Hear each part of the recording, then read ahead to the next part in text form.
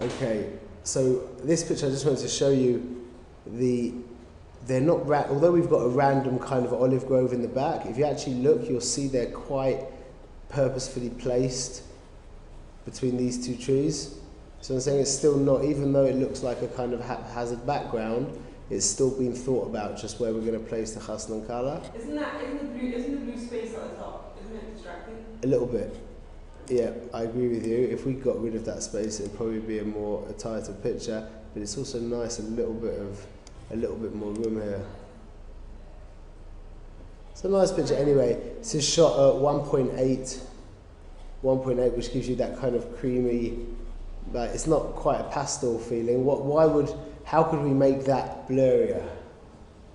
What would make this blurrier? She should be closer to you. If we brought the khasl and kala closer to us, yeah? Otherwise, because they're quite far away, this is further away, but it becomes softer, but it doesn't become like a pastel. Now these images, I took about 25 of these pictures, but I got down very low. The first picture I took, I haven't got that here, but the first picture I took was at 1.8. So all of these, you can see all these kind of, whatever they are, yeah, they were like just a pastel green, just a block of green, and it was really boring. So I changed to F14, which means what? It'll be more clearer, the grass will be clearer. Why? Because it's going to get more mixture. Use the technical word, go on, what's the technical word? A longer depth of field, exactly. So because we have such a long depth of field now, you can see this. So what was happening, these were blowing around in the wind.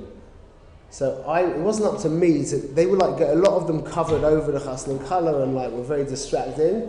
So I literally just stood there, I got into my place, and I was just like click, click, click, click, click, click, click, click, click, probably about 20 pictures, and we got some perfect, and then I said to her, just whisper something into her ear, and then we got, some perfect pictures. This is completely out of my control. This was blowing around in the wind like crazy. Okay, this was just showing you the sun coming in from this side using bright sunshine. This is just a very nice central composition. What's the direction of this subject? The sun around. Just coming straight forward, straight on. So in that case, when you have an energy coming straight towards you, then it's very, it's a very good idea to go for a very central kind of symmetrical composition. What's the energy of this image? What's the direction? Obviously going this way, and it's quite extreme, so we've got quite a lot of room that comes back, and this is very blurry. Why? We're at 1.8. Do these stats make sense to you guys? Yeah. Is that a good idea? Yeah, I said 100 is quite, it's very, yeah. It's very low, but we're trying. Ideally, we should be using as low ISO as we can. And at 1,000, you can say, but why is it so fast? It doesn't need to be so fast. But I'm now at my widest aperture, which is what I need to do. I'm at my lowest ISO, which is a good idea. And still at that time, because there was so much light, I'm still at 1,000th of a second. Same idea here, similar stats, similar energy, this path paying attention to. Just a couple of different poses. These are nice. I took a bunch of these pictures. These are nice. Letting her hair like blow around. Crack some jokes. Again, another central composition. It'd be nice, I think, if it was a little more central. Sorry? She's walking, yeah. So I'll explain AI Servo. AI Servo is a function which allows you, the camera will consistently refocus, which means in this situation, in one shot focus, which was what we've learned about until now, you focus your camera, and then your camera locks on what? On that distance. And that means if somebody starts walking towards you, they will get...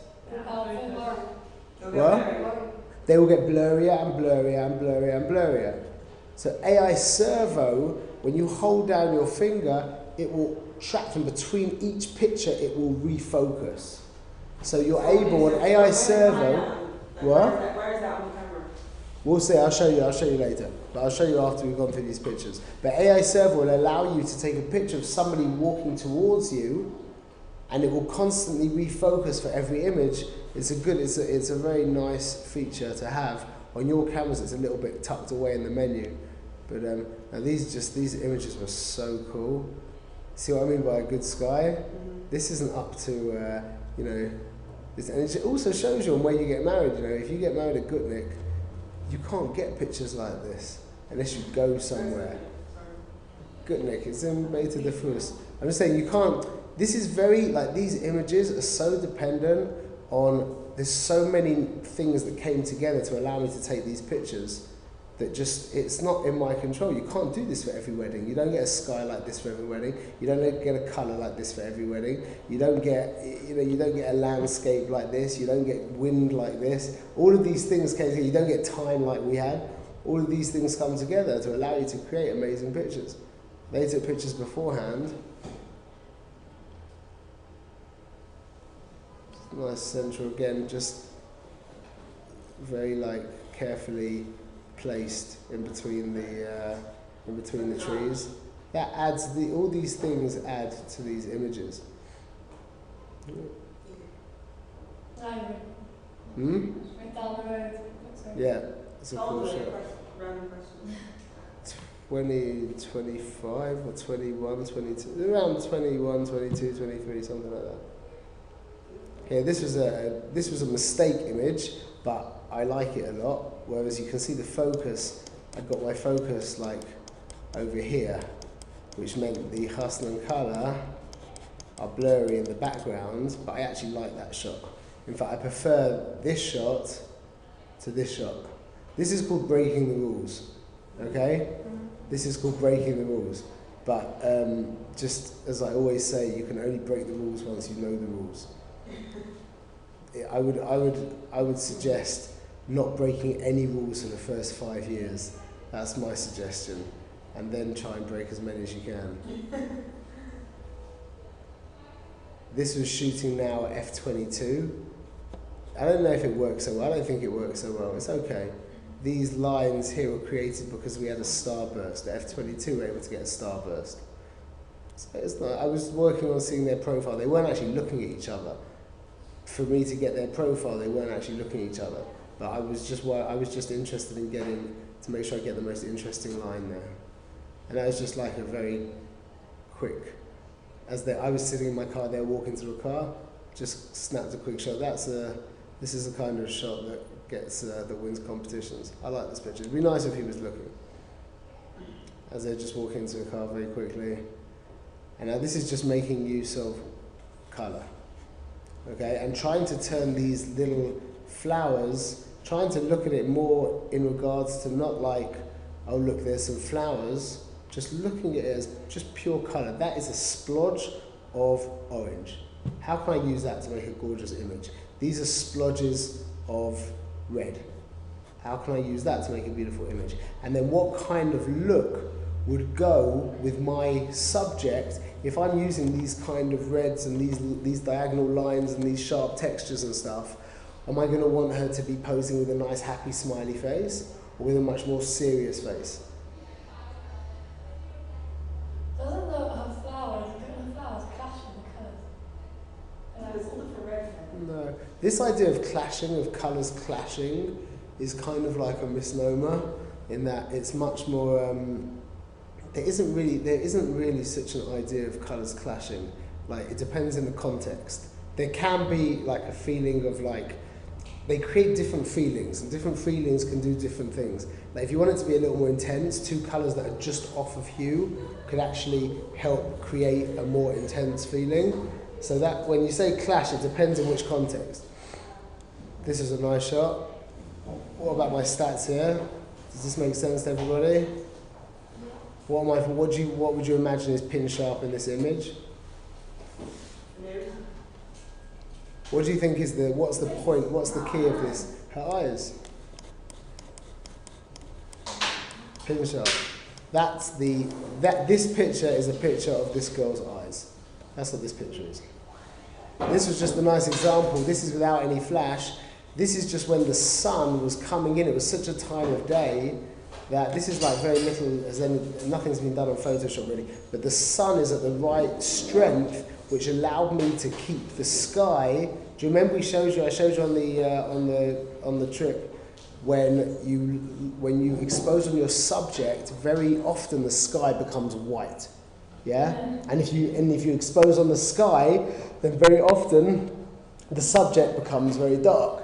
So this is one of those unique situations where the sun was just at that right strength, where the correct exposure of the girl here, the bride, allowed me to get a correct exposure of the sky. Everyone understands why this is a unique situation? Yeah. Yeah. The Sephardi. No touching. But everyone understands why this is why this was a unique time? Yeah. Yeah? It's very rarely happens like that. Sorry? It was the intensity of the sun, yeah, for sure. It was the intensity of the sun at that time. This is a very beautiful picture. This is with the sun not behind a cloud. Okay, we can see this is called very hard sunlight. This is very hard light. You see that shadow there? Hard light means when a shadow changes to a highlight very quickly. You see there's just a line of the shadow, whereas this light here is incredibly soft, which means the shadows change to a highlight or a mid-tone very gradually. Okay, but this is a very special, that's a beautiful picture. Beautiful. Then she started, don't know what happened there. Once we got her in a nice place, she really opened up and started dancing around, took some nice pictures. This was just using to try and make a little bit more tension, like we've spoken about, having the direction going off canvas. Okay, it's just some interaction with her mum. This is now without any flash. This is just the time of day. The light was just so nice. We were in shade. The shade was created by the clouds. And in this situation, why am I at 2.8 instead of 1.8? So? But they're going this way, no? They're going wide. They're not going away from the camera. Yeah, but you can't have Still, exactly the same. Thank you, exactly. You can never make sure that everybody's exactly the same distance from you.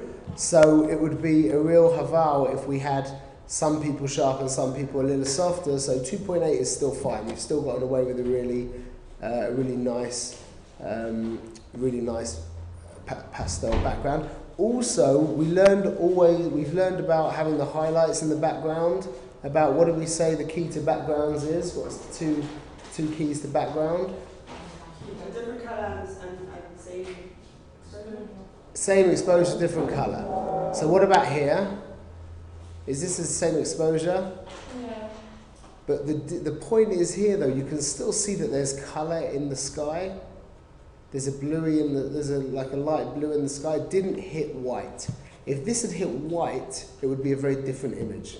Okay, it would not be as effective. But the fact that there's still some kind of colour, even though it's a very light blue, has allowed it to be quite a successful shot. Okay, just a quick moment I saw that. That was actually not just a quick moment. I missed the first couple of pictures, but because it was a nice shot, I said to the woman, "Could you just take that again?" No, just one more time. Sorry, wait, last one. Thank you, and then I got it. Okay. This is now using flash in the foreground. If there wasn't a flash here, they would basically be a silhouette. Okay, so the flash pulls them out. The flash raised the light level on my subject, which means I could get away with having this awesome colour in the background from the sunset. So too with these pictures here, all the same thing. Once we've had one nice picture, then start messing around and get some kind of interaction. Okay, after a regular picture, they asked me to do something a little more interesting. So I just had them I said, look, pretend you're bouncers, and you look in this direction, you look in this direction, Hassan, you look above my head. Okay, I brought my flash in above. Okay, made it very dramatic, got very low with these lines in the background. That's a great shot. I love that picture. That's a cool shot. That's for the website. Okay, posing. They could be a little bit higher up. It's nice. And now this was another shot that I took. I like. What do people think of this picture? Very interactive. Isn't that a cool shot? So how did I do this? Everyone's looking at me. How would I do this? You better have a really wide depth of focus. I had a I was open at 24 millimeters, which means a very wide angle. I'm at 7.1, very good. Okay, the stats are all Beseda, but what did I do? How did I do this? So that gets confusing. Okay, so I've realised you can't say that. I've said that for many years. Yeah, exactly. So I've got everyone's attention. I'm being very loud and joking around. And I point to them and say, okay, you look at you two look at each other, you two look at each other. And I went through everybody pointing, you two look at each other, you two look at each other, you two look at each other, you two look at you two, and everyone saw that the whole way. I did it very, very quickly. And I said, Hassan Khan, look at me. Okay, I said, everyone after 3, everyone's going to look at the person that I said to look at. Okay, it makes it all very easy to do. So you go 3, 2, 1, they all look at each other. Hassan Khan, look at me. Yeah, they look at you, and then you're like, just give me some kind of like, what on earth is going on kind of look. And then you end up with a really nice picture. And completely engineered. Completely engineered. 1 second, let's go forward a little bit more. This is a beautiful picture. What makes this image, well, everyone agrees this is a special picture. Very intense. Very intense. This guy here? No, what? right behind that. This? Okay. This guy's more disturbing, I think. The colour's not centred. What do you mean the colour's not centred? The colour.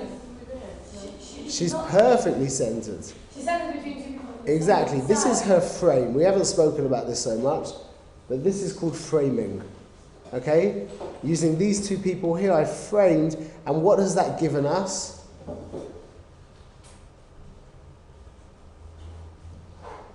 This has given us an amazing context. If this is the colour walking to the Hassan, that's one thing. But when you've got just a picture of the colour, you see that. But with the colour walking to the Hassan, with the Hassan, the father and the mother of the Hassan, the whole thing all of a sudden becomes a much more involved story. And you look at this image and there's so much more going on than just the regular shot, like this picture here, which is a nice picture. Yeah, don't get me wrong, this is very nice, this is very beautiful. But this is much more going on. This is a story. This image is also a story, but this is really about the beauty of the lighting. This is really now just about the context of all the parts going on here. This was difficult. These kind of pictures, do you see how we see the two mothers, the bride and the groom all together? You realise that isn't such a straightforward thing to do. You should notice when people get these kinds of pictures, in another half a second, the colour would have walked past and the mother would be covered by the colour. And a split second before this, the mother was covered by the Hassan. So this kind of thing takes such timing. The truth is you get a couple of goes. You get a few chances. You do. No, I missed it the first couple of chances. You get 7 chances. So, but you do, it is difficult. It's the same with dancing as well. People take it for granted when you've got a group of 4 people dancing and you see a picture and you see all 4 people, people don't realise that was a real skill on behalf of the photographer to catch that moment. Because think about it, if a circle of 4 men are spinning around, people are always covering people. There's just a split second when you've got the 2 guys on the outside, 2 guys on the far from you, that you'll see everyone. You understand? It's also the same with 3 people. It's a bit easier because you've got a bit more room. As the 1 guy's in the background, or women, and the 2 people in the foreground, you have a little bit more time.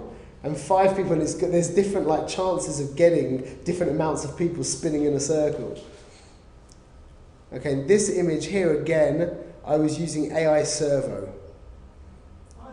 So AI Servo is, again, remember we said when it focuses as you walk. What's difficult? What is this image? Can anybody see what's going on in this picture?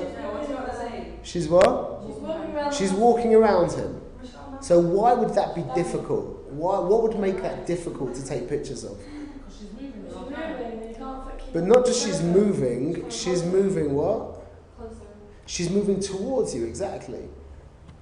She's moving around and towards you, which makes it really difficult. So on AI Servo, it makes it much easier. I move my focus point, instead of using my central focus point, I moved it to the side.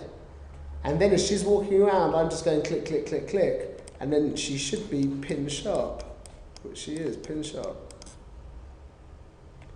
This is also the idea of framing.